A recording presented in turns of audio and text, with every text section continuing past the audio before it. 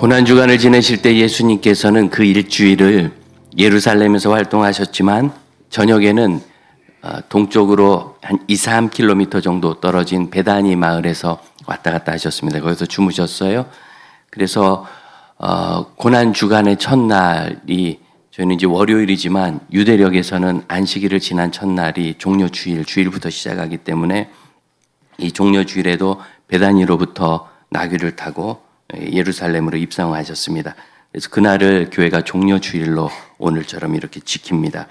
인류의 구원을 위해서 이 땅에 오신 것은 그로부터 33년 전이었지만 예수님께서 그 마지막 구원으로 가는 죄 사함의 십자가 길을 걸으신 일주일이기 때문에 이 종려주일을 교회가 중요히 생각합니다. 저는 어렸을 때 이 종려주일마다 예수님이 오셨을 때 호산나 하고 종려나무 이불을 들고 환영을 해서 종려주일이라는데 그래서 기뻐해야 되는 건지 아니면 고난주간이 시작되니까 슬퍼해야 되는 건지 많이 혼란을 겪었습니다. 그러나 그 일은 지금도 현재처럼 우리에게 살아있지만 이미 주님이 완성하신 일이기에 어떤 감정을 느끼느냐 하는 것이 중요한 것이 아니라 그 의미를 내가 잘 이해하고 있느냐 하는 것이 더 중요하다 하겠습니다. 그래서 그 의미를 잘 살리려고 이 일주일간 성도들은 오락이나 너무 기쁜 것, 재밌는 것, 많이 먹는 것, 특히 이 시대 미디어, 여러분 유튜브를 디톡스할 수 있는 좋은 기회가 왔습니다. 평상시에는 못 끊어도 이 기간만큼은 끊을 수 있지 않겠습니까? 그리고 그 시간에 무려 3시간짜리 이 마태순환곡을 들으시면 이게 계속 똑같은 거 반복하는 것 같은 느낌이 계속 들어요. 그렇지만 굉장히 경건합니다. 정말 경건한 음악가였거든요. 다른 음악들도 좋지만 마태순환곡 이게 왜 좋냐면 들어본 적이 없어서 좋아요. 너무 길고 그냥 비슷하고 그래서 많이 연주를 안 했다 합니다. 그래도 들으시면 참 좋을 거라 생각하고요. 이날 특세 때는 저희가 아침에 기도회 하고 나서 다 같이 빵 한 쪽 먹고 차 한 잔 마시는 게 기쁨인데 저희가 이 기간은 아침에 대용식을 드리지 않습니다. 뭐 금식하는 김에 하셔도 되고 따로 준비하셔도 되는데 일주일간 새벽에 와서 예배하고 기도하고 출근하고 학교 가는 이 패턴을 잘 살리시면서 예수 그리스도를 생각하시는 복된 시간 되기를 바랍니다. 그 예루살렘에 예수님이 오신 겁니다, 여러분. 어떤 유능한 한 사람이 나에게 와도 대단한 거잖아요. 그런데 유능한 한 사람이 아니라 창조주이자 구원자인 예수께서, 메시아께서 오신 겁니다. 얼마나 대단한 일입니까? 예루살렘 사람들이 환영하긴 했는데 그러나 그들은 예수님을 높이지도 못했고 예수님께 들을 줄도 몰랐고 결국 예수님에게 누명을 씌워 죽이는 슬픈 일을 했습니다. 그리고 그 저주를 나와 우리 자손들에게 돌리소서 하는 끔찍한 맹세도 했습니다. 그러니까 예수님이 오신 위대한 일이 그들에게 사실은 망하는 일처럼 되어버린 거예요. 물론 하나님은 그것으로 우리를 구원하시는 구원의 길을 여셨지만 그때 일어난 현상은 하나님이 우리에게 오신 일로 자기들은 망하게 되는, 그럼 이상하죠. 귀한 분이 오시면 우리가 귀하게 할 것 같지만 우리 사람이 그렇지 않은 거예요. 이게 실패하는 삶의 이유입니다. 죄를 짓는 이유고. 그래서 창세기 3장에 있는 인류의 첫 죄를 통하여 우리가 어떻게 우리 삶에 있는 많은 실패와 실수를 줄일 수 있고 거꾸로 승리하는 삶을 살 수 있는지를 좀 배울 수 있기를 바랍니다. 오늘 본문에도 찾아오셨어요. 하나님이 아담과 하와를 찾아오신 거예요. 그래서 9절에 보면 아담을 부르시며 아담아 내가 어디 있느냐 이렇게 부르셨다는 거예요. 찾아오셨죠. 그러니까 예수님께서 예루살렘을 찾아오신 것처럼 그 이전에 하나님은 아담을 찾아오셨고 여러분 우리에게도 오늘 학습제에 입교한 이분들처럼 내가 처음 예수님을 만나고 예수님을 고백하고 했던 그런 순간이 있지 않습니까? 또 성례를 받을 때 내가 그리스도인입니다 하고 결단했던 그 순간이 있지 않습니까? 참 떨리는 그 순간 분명히 있는데 그런 순간을 어떻게 살려갔습니까? 이게 중요한 거죠. 그 순간을 살리지 못하면 그 뒤로도 어려워요. 아담과 하와가 죄를 지어서 아담도 벌을 받고 하와도 벌을 받은 이야기 우리가 잘 알고 있습니다. 여러분 그 벌 받은 게 슬픈 것이 아니라 더 슬픈 건 그의 아들들이 가인이 아벨을 죽인, 여러분 이건 너무너무 어마어마한 비극 아닙니까? 형제를 죽이는 이 일을 그들이 막지 못하고 산 거예요. 어쩌면 하나님께서 아담 부부를 찾아오셨을 때 그들이 하나님과의 관계 맺는 것을 바로 했다면 그 자녀들에게 그런 비극은 생기지 않았을 것입니다.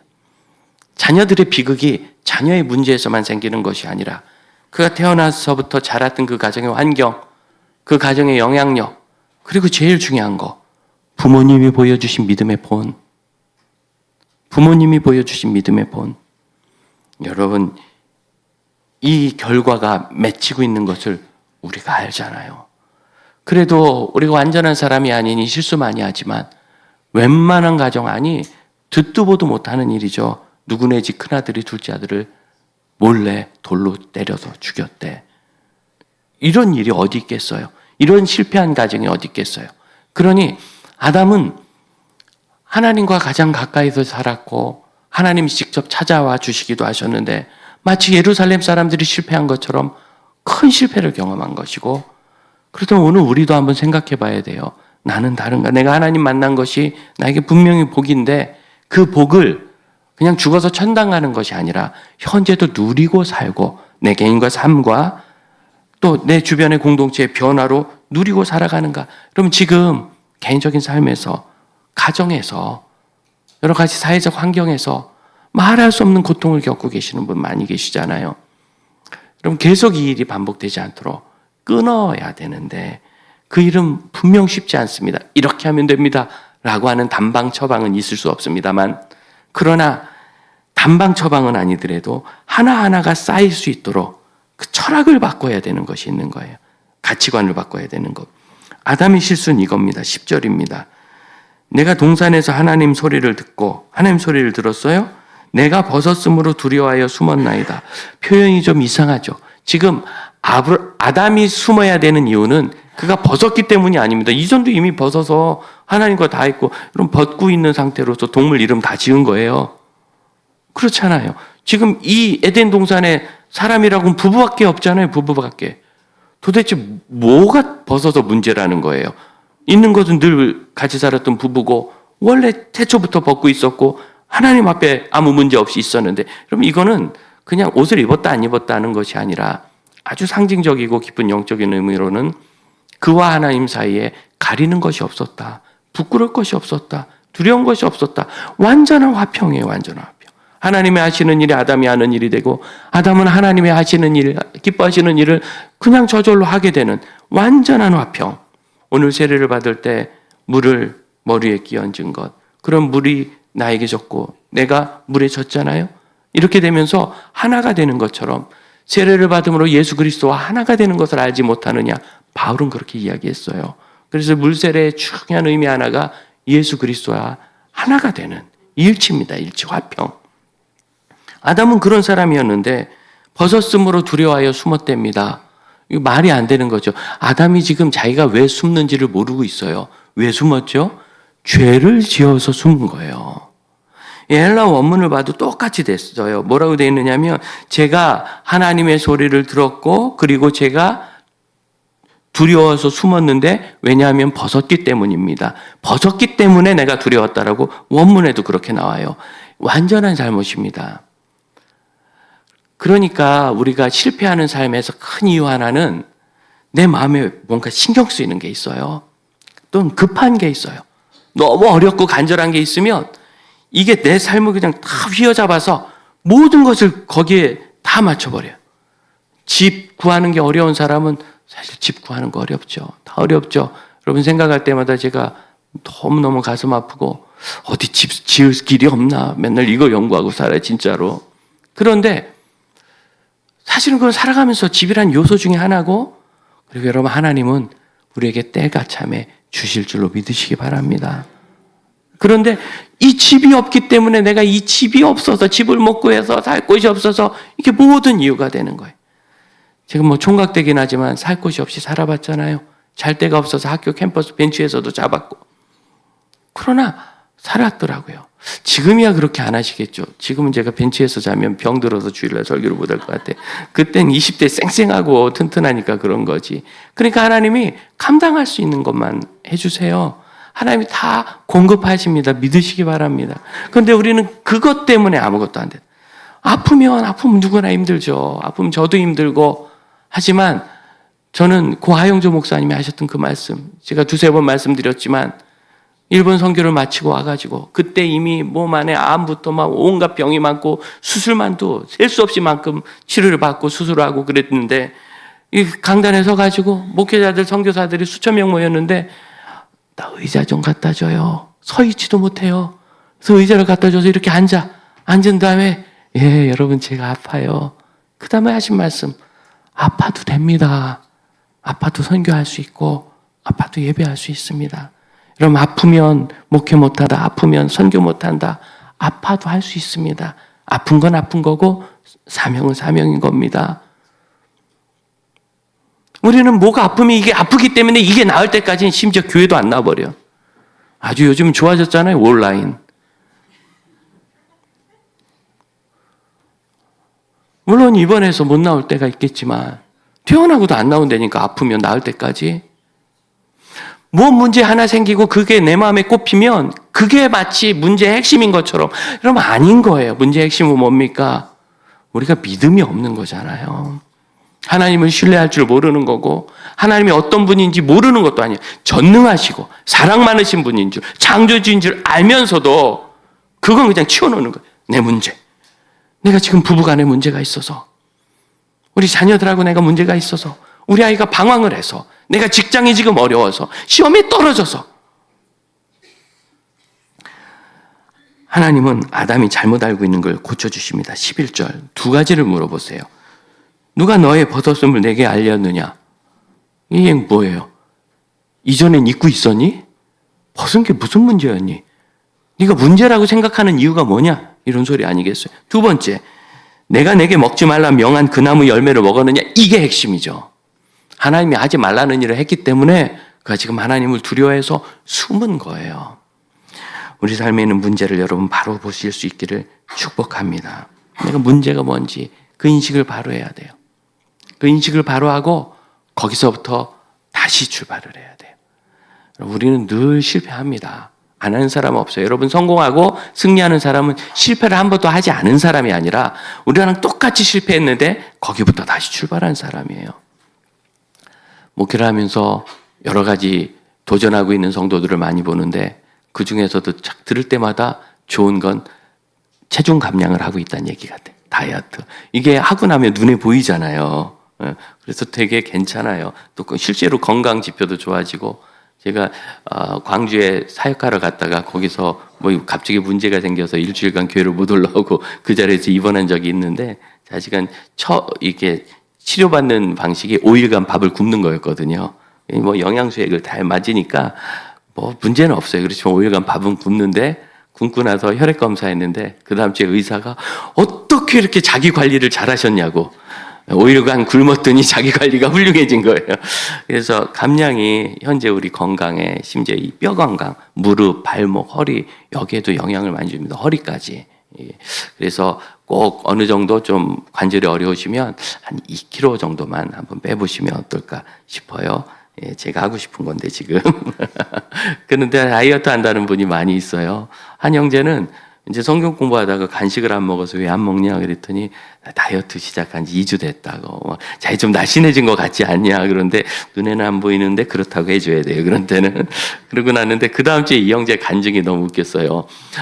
삶을 나누고 있는데 자기에게 웃기는 일이 있었다고. 어느 날 자다가 깨보니까 자기가 뭘 먹고 있더래요. 몽유병 환자처럼 잠꼬대라고 나와서 이거 뭘 먹다가 깬 거예요. 얼마나 먹고 싶었으면. 그런데 이 형제가 어떻게 했느냐? 아이쿠! 하고 놓고서 다시 들어가서 입 헹구고 잤대요. 그리고 다시는 안 먹었대요. 그래서 이 형제는 다이어트 성공했어요. 이럴 수 있잖아요. 먹다가 깨서 슬픈 거야. 내가 얼마나 이걸 먹고 싶었으면 자다가 참고 내어 나와서 이걸 먹었을까? 자기 연면에 빠져서 그래 먹어주자. 뭐 어떻게 하냐. 내가 불쌍하잖아. 자기 연민. 나를 살리려고 다이어트 해놓고 먹는 게 사는 길이 아닌데 지금. 한 자매는 정말 성공했어요. 그래서 4주 프로그램에 가서 한 3, 4kg 뺐어요. 진짜 약간 홀쭉해졌더라고. 너무 좋아했어요. 그 다음 주에 와서 화가 잔뜩 났더라고. 왜 그런가? 이게 4kg 빠지고 막 너무 좋아가지고 그냥 4주 동안 참았던 감자 두부찌개를 먹었대. 그거 한 끼에 도로 다쳤대요, 다음날. 그렇게 됩니까? 뭐 그렇다 하대요. 그래서 에이 해봐야 소용없구나 하고 일주일 내내 먹고 도로 제자리에 돌아왔어요. 아니 한 번 먹었으면 설마 제자리에 갔을 거야. 뭐 500g 1kg 쪘겠지. 그럼 그때 아이고 이거 안 되는구나 중단하고 다시 했으면 될 거 아니에요. 아 이거 해봐야 소용없구나 하고 포기해가지고 아주 한동안 포동포동하게 살았어요.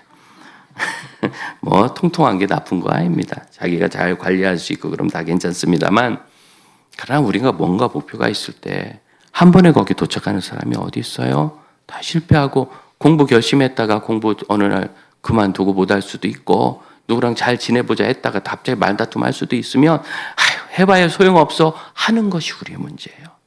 아니라 문제를 분명히 봐야 돼요. 내가 왜 이렇게 되었는가. 급한 것에 사로잡히지 말고 지금 아담과 하와는 벗은 것에 대해서 되게 스트레스 받아요. 7절 보세요. 그들의 눈이 밝아져서, 여러분 눈이 밝아졌답니다. 볼 수 있는 게 얼마나 많겠습니까?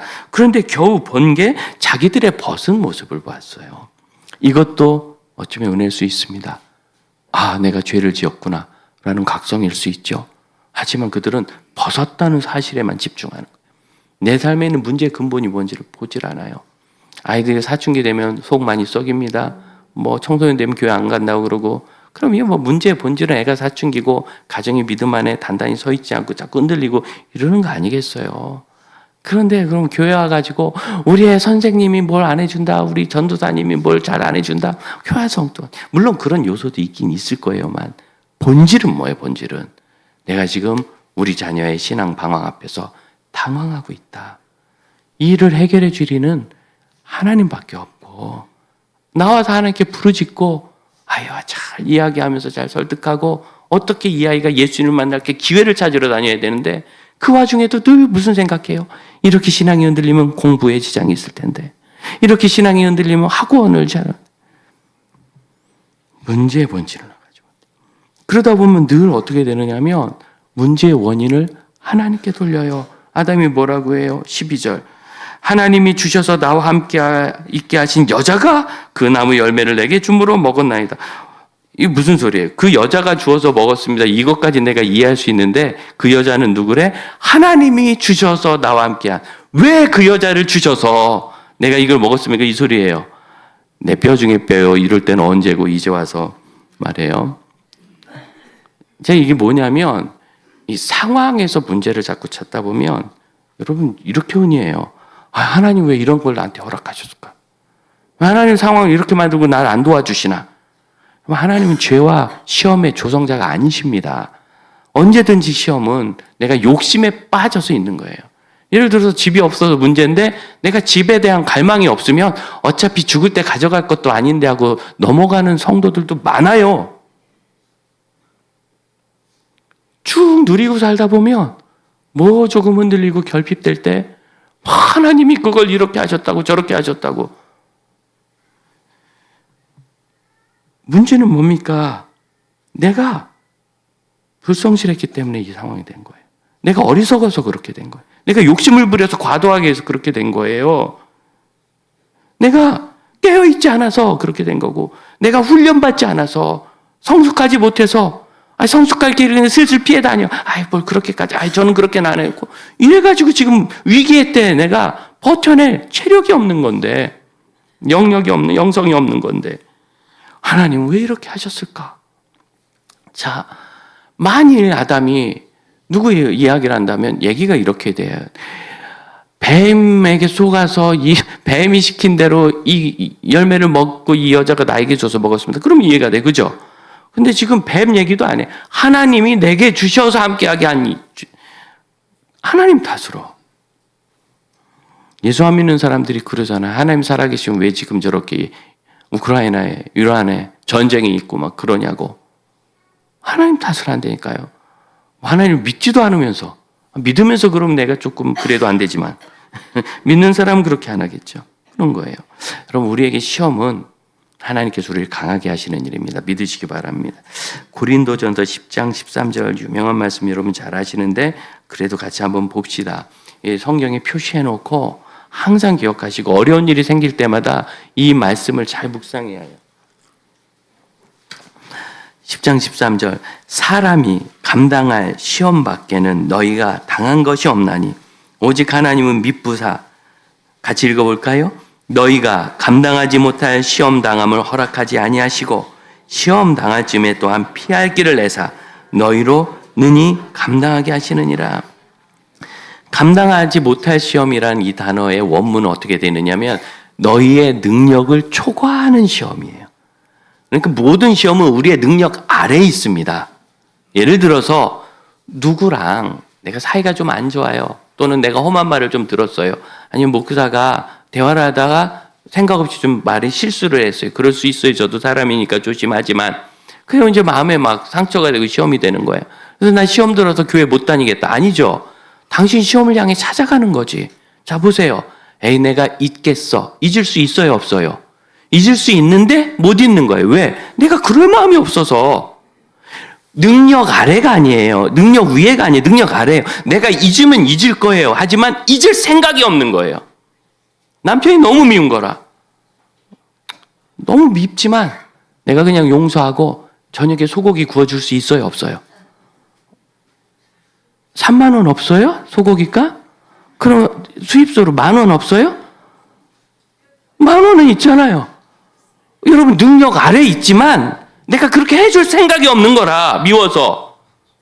여러분 우리가 겪는 시험 중에 내 능력을 초과하는 건 없습니다. 성경에 나왔잖아요. 당신의 능력을 초과하는 시험은 없다. 내가 하기가 싫은 거고 할 마음이 없는 거죠. 말을 똑바로 하세요. 시험 든 게 아니라 나 시험이 좋아요. 이렇게. 난 시험 빠져가지고 목사가 미워서 교회 못 나갈 거야. 이렇게 얘기한 거죠. 그렇게 된 거예요? 그러면 손양원 목사님 무슨 재주로 자기 두 아들을 죽인 원수를 용서하고 아들 삼았대요? 그러면 손양원 목사님이 뭐 대단한 능력이 있었습니까? 결정이에요, 결정. 그 힘은 저에게도 있고 여러분에게도 있어요.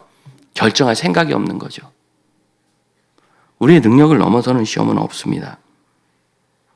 또한 시험 당할 즈음에 피할 길을 내사 능히 감당하게 한다. 이 감당하게 한다는 얘기가 뭐냐면 그냥 박살낸다는 뜻이 아니에요.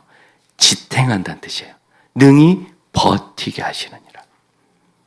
버텨야 돼, 계속.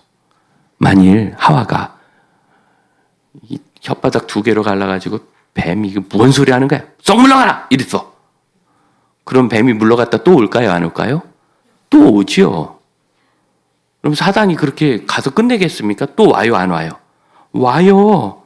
그래서 성도들도 어려움이 있으면 잘 참아. 내가 용서한다. 두 번째, 아유, 내가 이해한다. 세 번째, 내가 참는다. 네 번째, 이번엔 내가 못 참겠다. 여러분, 시험을 이기는 건요, 버티는 거예요, 버티는 거. 반복하는 거. 용서했으면 또 하고, 또 하고. 물론, 그렇게 용서하면서 뭘 해야 돼요? 계속 살펴야 돼요.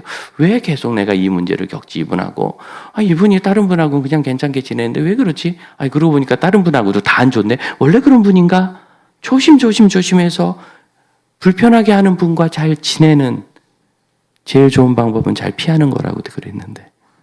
피할 줄도 알아야 되고, 여러분, 피하는 기술이 중요한 겁니다.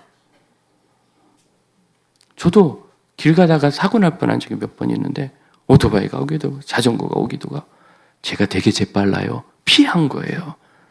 유능하죠? 여러분, 피하는 게 유능한 겁니다. 자동차가 오는데 그걸 막아야 됩니까? 아니, 누가 자꾸 상처를 주고 시험에 빠지게 하면 일단은 잘 피해야지요. 우리에게 감당할 시험은 우리가 지혜롭고 명철하고 견고해지도록 하나님이 우리를 성숙시켜가는 과정이세요. 그래서 이 시험 당할 쯤에 피할 길을 내셔서 이렇게 하나님께 핑계대는 사람들의 공통적인 특징이 하나님의 뜻을 내 마음에 맞게 슬쩍 비트는 거죠. 말씀의 왜곡이라고 하는데, 자, 다시 창세기 3장으로 가면 뱀이 1절 하반절에 참으로 동산 모든 나무의 열매를 먹지 말라 하시더냐? 이게 궁금해서 물어본 게 아니에요. 이 문문은 진짜로 정말 그랬다고? 이렇게. 설마 진짜 그렇게 하셨어? 이렇게. 자, 잘 보세요. 모든 나무를 먹지 말라. 이게 맞는 겁니다. 모든 것을 다 먹고 딱 하나만 안 먹으면 된다고. 이런 간단한 거 아니에요? 근데 진짜로 그렇게 해서 그랬더니 하와가 먹을 수는 있는데, 하와의 대답 보세요. 2절. 모든 열매를 먹을 수 있는데, 이렇게 대답했으면 문제가 없었을 거예요. 먹을 수는 있는데 못 먹는 게 하나 있어. 이게 문제인 거예요. 그리고 나서 먹지도 말고 만지지도 말라 막 살을 붙여요. 내가 보기엔 먹지 말라고 하셨는데, 뭐 컨트롤만 할 수 있으면 만져도 별 문제 없죠. 뭐. 봐도 문제도 없고.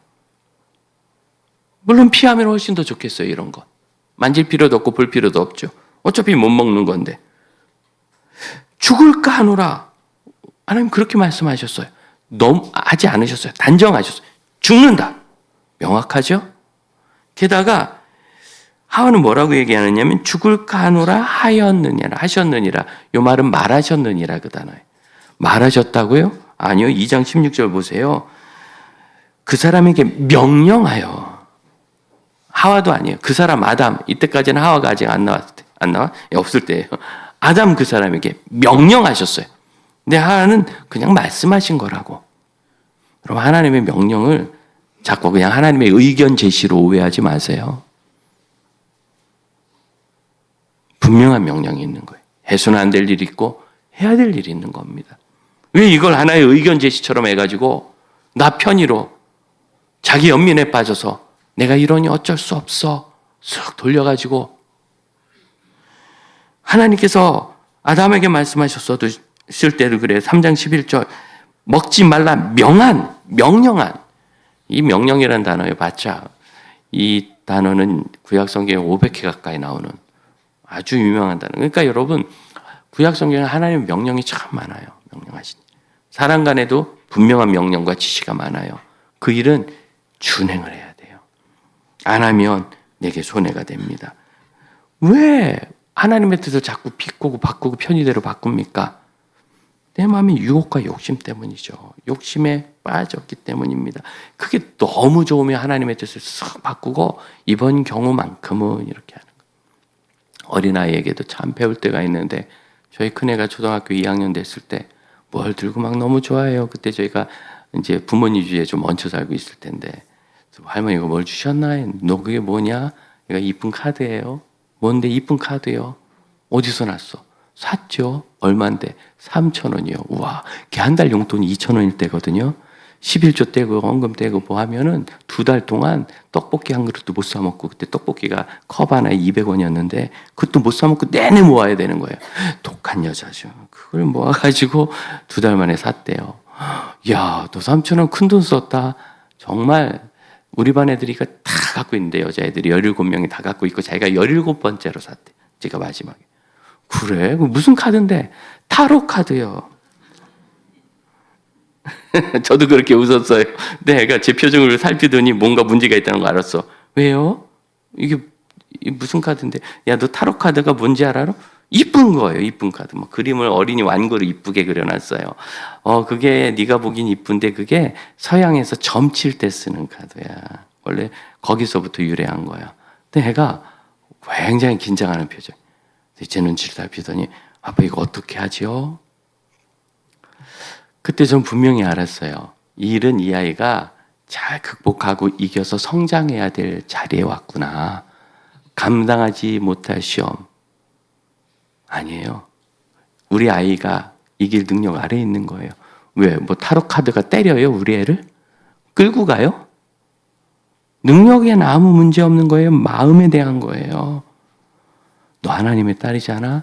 네가 결정해야지. 기도해봐. 하나님이 네 마음에 감동하실 거야. 그렇게 보내놓고 아빠들은 어때요? 다 조마조마한 거라. 그래서 그날 저녁 때까지 하나님 저희에게 꼭 감동을 주셔서 잘 결정하게 해주세요. 저녁 때 와가지고 아빠 저 이거 버릴게요. 이런 얘기를 들으면 아빠가 약간 사단 역할을 하죠. 왜? 야, 또 2달 동안 모아 샀잖아. 니네 반 여자애들 다 가졌잖아. 야, 너만 없으면 너만 왕따 되는 거 아니야? 왜? 근데 저희 아이가 제가 묻는 것에 대해서 대답, 2달 동안 모아서 샀는데 얼마나 아깝지만 버리는지, 우리 반 애들이 다 갖고 있지만 내가 그걸 어떻게 이길지, 이런 얘기를 하는 게 아니에요. 그런 건 지금 관심이 없고 뭐라고 하느냐면, 하나님께서 악은 어떤 모양이라도 버리라고 하셨어요. 주일학교 선생님이 훌륭한 분이신 거죠. 그걸 가르쳤어요. 악은 어떤 모양이라도 버리라. 데살로니가전서 5장 말씀을 정확히 얘기합니다. 제 앞에서 그걸 쓰레기통에 버리다가 말고, 아빠 석 장만 남길게요. 예, 저도 웃었어요. 너무 웃기는데 너무 긴장해요. 참아야죠. 네 거니까 네가 결정하는 거야. 그래서 거기서 막 고르고 그래서 석 장을 딱 꺼내고 나머지 찢어버렸어요. 그것도 찢어버렸어요. 돌이키지 않도록. 3일쯤 후에 와서 아빠 저 석 장도 다 버렸어요. 왜? 제 마음이 기쁘지가 않아요. 행복하지가 않아요. 아담의 증세죠. 하나님을 생각할수록 숨고 싶은 거예요. 죄를 졌기 때문에. 기쁘지가 않아요. 행복하지가 않아요. 하나님과의 관계가. 그가 벌거벗고 살았다는 이야기는 하나님과 완전한 하나됨의 평화입니다. 화평. 그러나 그가 숨음으로써 죄는 하나님과의 화평을 깨뜨리는 것임을 알 수 있어요. 하지만 예수께서 우리를 위하여 십자가에서 죽으심으로 우리의 죄의 문제를 해결하셔서 우리가 하나님과의 화평을 회복하게 하셨습니다. 사도 바울은 갈라디아서에서, 빌립보서에서, 골로새서에서 우리 하나님과의 화평을 누리게 되는 것이 구원의 큰 열매임을 분명히 가르칩니다. 사랑하는 형제자매 여러분, 하나님은 우리와 화평을 누리시기 위하여 우리의 근본적인 문제를 해결하십니다. 21절 보세요. 여호와 하나님이 아담과 그의 아내를 위하여 가죽옷을 지어 입히시니라. 그들은 자기의 벌거벗은 것을 나뭇잎으로 가리고자 했지만 하나님은 가죽옷을 주셨어요. 가죽은 짐승이 죽어야 생기는 겁니다. 아담과 하와의 수치를 가리기 위해서 짐승이 죽어 그들의 옷이 되어 그들의 수치를 가렸습니다. 이 일은 성경학자들이 최초의 복음이라고, 원시복음이라고, 우리의 죄를 가리기 위하여 예수께서 십자가에서 죽으신 것처럼 짐승이 목숨을 잃은, 희생된 그 일이라고 이야기합니다. 바로 그 일이 이번 고난주간에 있습니다. 그러므로 여러분, 하나님께서 주신 힘을 신뢰하고 승리하는 삶을 실패의 자리에서 다시 일어나 사실 수 있기를 축복합니다. 제가 주보에 6가지로 어떻게 승리를 살아갈지를 정리해서 적어드렸습니다. 선한 일은 여러분 무너질 때 한두 번의 실수로 무너지는 게 아니에요. 그 무너지는 일에 나는 해도 안 되는구나라고 설득된 게 문제예요. 여러분 설득되지 마세요. 나는 해도 안 되는 게 아니라 하면 되는데 그때 약해서, 유혹에 빠져서, 또는 실수해서, 아니면 잠꼬대하느라고 내가 의지가 없어서 실패한 거예요. 거기부터 다시 시작하면 돼요. 여러분이 얼마나 귀한 사람인데요. 그래도 잘 됐던 때가 있잖아요. 내가 이겼던 때, 그때의 느낌을 딱 간직하고, 아담이 하나님과 정말 잘 지냈던 때가 있잖아요. 이렇게 숨을 필요가 없었던 때 그 느낌을 간직하고 하나님께 다시 회복을 구했어야 돼. 그러면 그의 큰아들이 2번째 아들을 죽이는 끔찍한 비극을 겪지는 않았을 겁니다. 그래서 자꾸 실패를 줄이고 성공을 늘려가면 결국 우리의 승리하는 사람이 될 줄로 믿습니다. 기도하겠습니다. 주님, 저희의 삶을 하나님이 받으시고 우리 하나님이 주시는 은혜 안에 저희를 이끌어 주심을 믿습니다. 실패에 머무는 사람이 아니라 승리하는 주의 사람으로 서게 하여 주옵소서. 그럼 자리에서 일어서십시오. 축도하겠습니다.